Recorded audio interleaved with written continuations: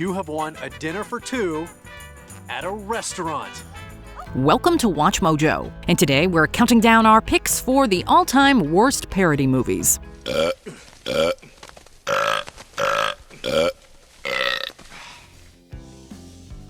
Number 20, Not Another Teen Movie. It's just a girl's locker room. I'm sure it's no sexier in there than it is in here.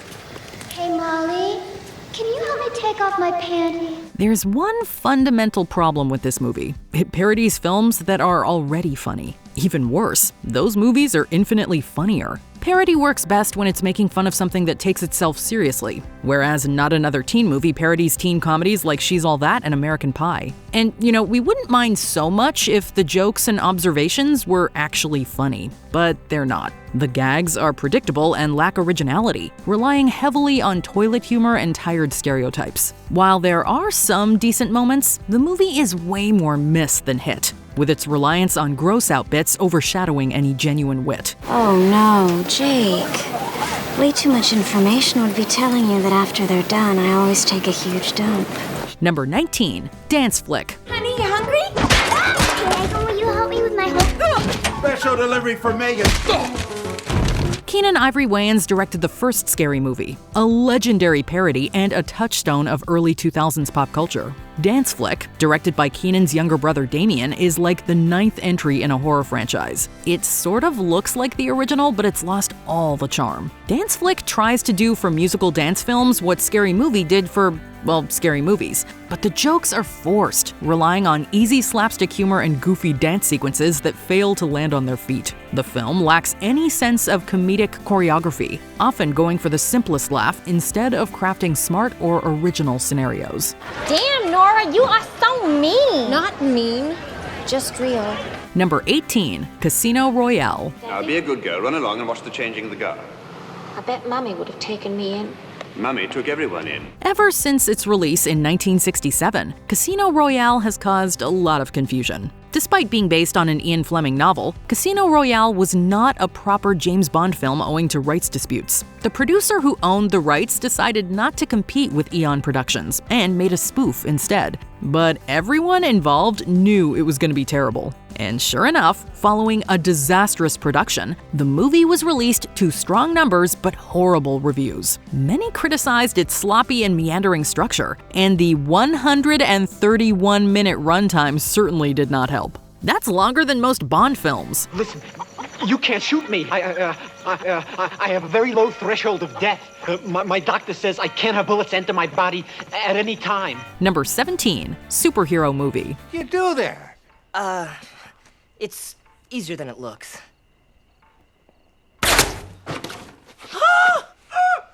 No, I don't think so. This one really should have been a home run. It was released during a superhero boom, playing on the likes of Batman Begins and Spider-Man. It stars a number of Scary Movie veterans like Regina Hall, Leslie Nielsen, and Simon Rex. It was even directed by Craig Mazin, who wrote the very good Scary Movie 3. Yet it crashed harder than Iron Man. The film relies too heavily on juvenile humor and cheap gags instead of clever satire or observational comedy on superhero tropes. These jokes are way too easy to make, not to mention generally unfunny, and it seems like the actors are not really invested in the material. But hey, it's always nice seeing Leslie Nielsen. Ah, the rituals of manhood. Today you have your first beer, and tomorrow we'll circumcise you. Number 16, Dracula, Dead and Loving It. She's alive? She's Nosferatu. She's Italian? All right, well, we must admit, as much as we love Leslie Nielsen, he has starred in a few stinkers. Long before Superhero Movie came Dracula, Dead and Loving It, a spoof of the general Dracula mythos. With Nielsen in the lead and the legendary Mel Brooks behind the camera, we don't know where or how this film went wrong. But went wrong it did, greatly lacking the biting wit of Brooks's earlier works. Pretty much all the jokes fell flat, whether from poor comedic timing, general laziness, or subpar performances. It received overwhelmingly negative reviews and bombed at the box office, and it was the last film that Brooks ever directed. Take this one out in the sun and let it melt. Your eyelids are getting heavy. You feel that... Renfield, you fell asleep too soon. Number 15, Ricky 1. Up you go. Great. You know the saying, strike while the iron is hot? Well, Ricky 1 certainly did not. This film about a male gigolo who becomes a boxer is a parody of Rocky. Only it came out over 10 years after the original film. In fact, it was released after Rocky IV, which, let's admit, is basically a self-parody of the franchise anyway. With production values that seem held together by duct tape, Ricky 1 was cheaply made and entirely forgettable. Have you ever heard of it? Exactly. We wouldn't mind the low-budget jankiness if the movie were funny, but let's just say it's not competing for the comedy belt anytime soon. Why'd you bring me here, dummy? For inspiration, dear. Inspiration for what? Number 14, Repossessed. That old geezer stopped slinging holy water years ago. Not before he kicked your slimy butt. No way. I could have taken him. The fight was fixed. We hate to keep adding Leslie Nielsen to this list, but we have to do it. Repossessed is a parody of The Exorcist, and its title serves as a nice bit of wordplay. You see, the movie follows Nancy Aglett, who is possessed twice. Once in 1973 and again in 1990. Nancy is played by none other than Linda Blair, who played Regan in The Exorcist. So Blair herself is being repossessed. Unfortunately, that is the smartest thing in this otherwise terrible film. It lacks the intelligence and originality needed to make a successful parody, relying on gags and pop culture references that were dated even by 1990 standards. That's what happens when you parody a movie that's already 17 years old. Hey, Mom looks terrible. Well, they say TV does add 10 pounds to you. Number 13, Spy Hard. There's only one man for this operation. Agent WD-40, Steele. Dick Steele. Yep, it's Leslie Nielsen again. In this one, he plays Secret Agent Dick Steele, who has the codename WD-40. Are you laughing yet? If you're not, then this movie has little for you. Spy Hard is another parody of the James Bond franchise, coming just 1 year before the infinitely superior Austin Powers. Critics noted that Nielsen's shtick was starting to get old, and the movie copied the general style of the Naked Gun films without a fraction of their wit. Director Rick Friedberg has acknowledged the poor quality of the film, claiming that Disney interfered and cut entire sequences to make the film more family-friendly. Great Scott! Steele, see a doctor! Number 12, Pulp Fiction. Hello, Is that you? Hey, turn it down, will ya? Despite its title, Pulp Fiction isn't just a parody of Pulp Fiction. It's more a parody of Tarantino's style and the type of violent, transgressive films he helped usher in the early 90s. But those movies have more artistry in 1 minute than Pulp Fiction does in its entire 82. With a 0% rating on Rotten Tomatoes, it seems like no one likes this movie or what it was attempting to do. Yes, Tarantino films are ripe for parody, and indeed, they have been parodied successfully on many occasions, but not in Pulp Fiction. Like that guy in the bathroom, this movie missed every shot it took, and it led to equally baffled reactions.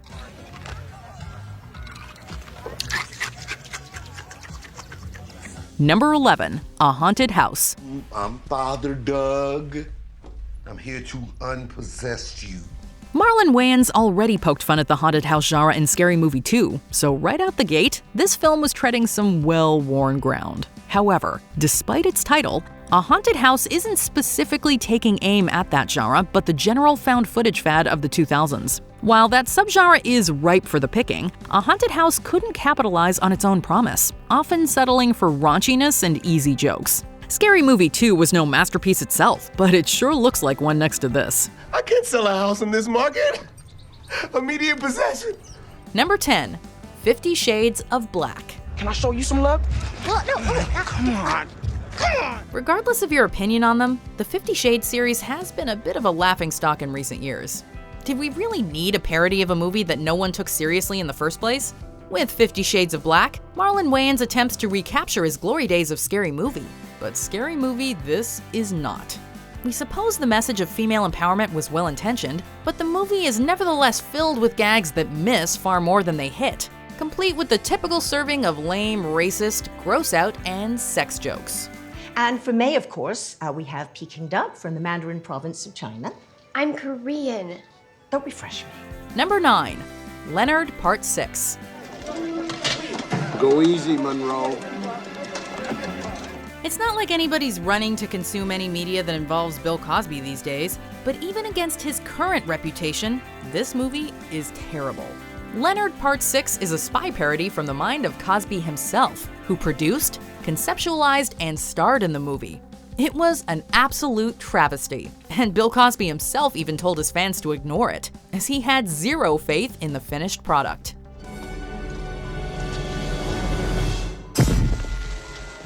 The director, Paul Weiland, would also disown the movie, calling it, quote, a mistake that was bred from Bill Cosby's power and Weiland's inability to argue his creative decisions. Cosby's warnings turned out to be successful, as the movie was a massive bomb that quickly and rightfully faded into obscurity. The whole movie is a mess, and even though Cosby has disowned it, he cannot escape all the blame. I don't think so. Number 8. Breaking Wind. God, I knew I should have taken those stupid shrimp tacos from that Guadalajara street vendor last night. Before we get into the heart of our criticism, let's just sit for a second and ponder the existence of a movie titled Breaking Wind. Yeah, you can just tell this one wasn't going to be very good. Oh, my bad. Breaking Wind serves as a Twilight parody, and surprisingly, the cast isn't too bad. The woman who played Amy on The Walking Dead is here, as is everyone's favorite badass, Danny Trejo. But aside from the casting, there are no redeemable qualities to this movie. It isn't just lame and unfunny, it's mean-spirited. It directly makes fun of real Twilight fans and constantly cracks jokes at the idea of gay marriage.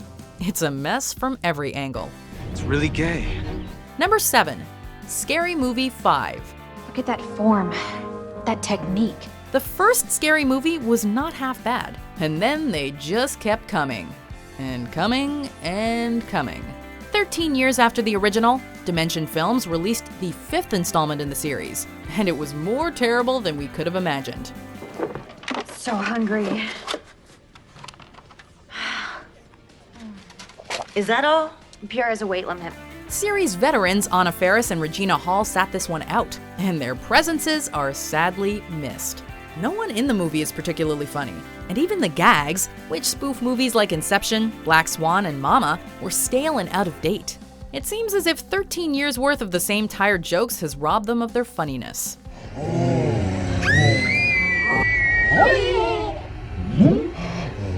Number 6. Vampires Suck. Oh, I'm a vampire. Duh. That was my next guess. The best we can say about Vampires Suck is that Jen Prosk does a damn good Kristen Stewart. Vampires Suck is also a spoof of Twilight, and it's just as bad, if not worse, than Breaking Wind.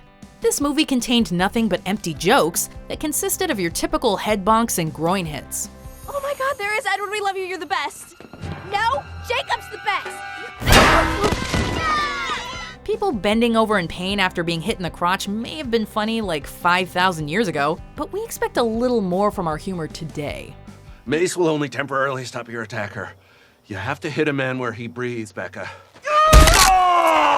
Despite being completely panned by critics, the movie ended up grossing $80 million at the box office, proving that there is, in fact, an audience for these movies. Edward Solon. He's a complete hottie. Number 5. Date Movie. Idiot. Hell no, I won't marry you. Gosh. In the mid-2000s, theaters were plagued with these movies, and every single one of them was a laugh-free travesty. Date Movie may not be as bad as some of the others, but don't confuse that with it being good. Time to pimp out. Let's go. Date Movie has a good cast that includes Allison Hannigan and Fred Willard, but their talents are completely wasted on a script that believes constant toilet humor and fat suits are funny. Date Movie is nothing but a pop culture reference machine, and an unfunny one at that.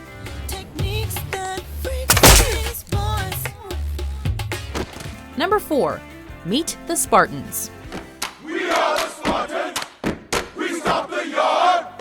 Meet the Spartans may not have the word movie in its title, but it comes from the same directing team of Jason Friedberg and Aaron Seltzer, and it is just as bad as the rest of them. As you can imagine, Meet the Spartans is mostly a lampoon of Zack Snyder's 300, and it comes with all the predictable gay jokes, out-of-date pop culture references, and silly body humor that you can imagine. I'm assembling an army of 300 to go to war with Persia. I'm going to take them in the rear. Like Date Night, Meet the Spartans also contained less jokes and more random pop culture references, as if us recognizing the reference is supposed to be funny. We don't think they know how comedy works.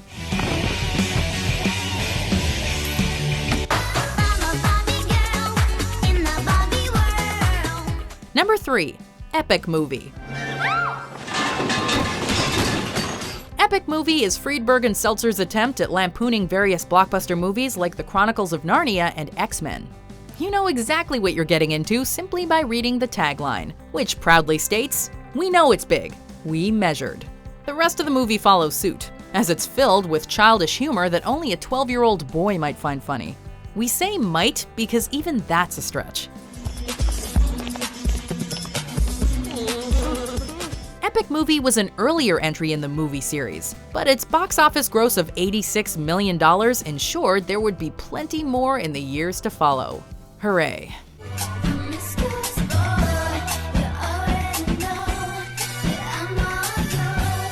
Number 2. The Starving Games. So happy Starving Games, and may the odds be never in your favor. For The Starving Games, Friedberg and Seltzer attempted to tackle, you guessed it, the Hunger Games. Like their previous works, this is a movie filled with completely random pop culture references, comic violence, and horrible attempts at satire. However, unlike their previous works, there is no star power to speak of here. Hasta la vista, baby. Yippee-ki-yay. Damn it, I don't have a catchphrase. Whereas before they snagged Fred Willard, Allison Hannigan, and Cal Penn, there is no one in The Starving Games who can even attempt to draw your attention away from the horrible jokes on screen. But then again, there is absolutely no saving this juvenile, crass, and stale excuse for a movie. I'm in the cake. Oh. Before we continue, be sure to subscribe to our channel and ring the bell to get notified about our latest videos. You have the option to be notified for occasional videos or all of them. If you're on your phone, make sure you go into your settings and switch on notifications. Number 1. Disaster Movie. Want some? Well, here you go.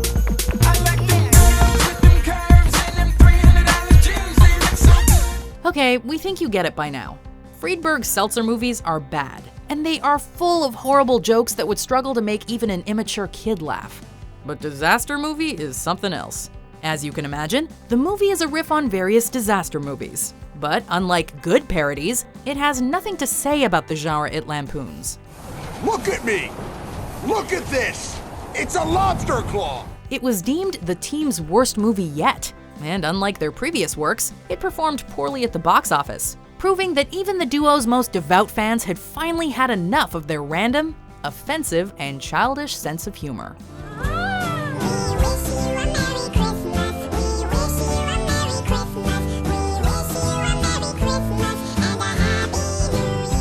Did any of these movies make you laugh? Let us know in the comments below. When I'm done, it's gonna be perfect. Did you enjoy this video? Check out these other clips from WatchMojo, and be sure to subscribe and ring the bell to be notified about our latest videos.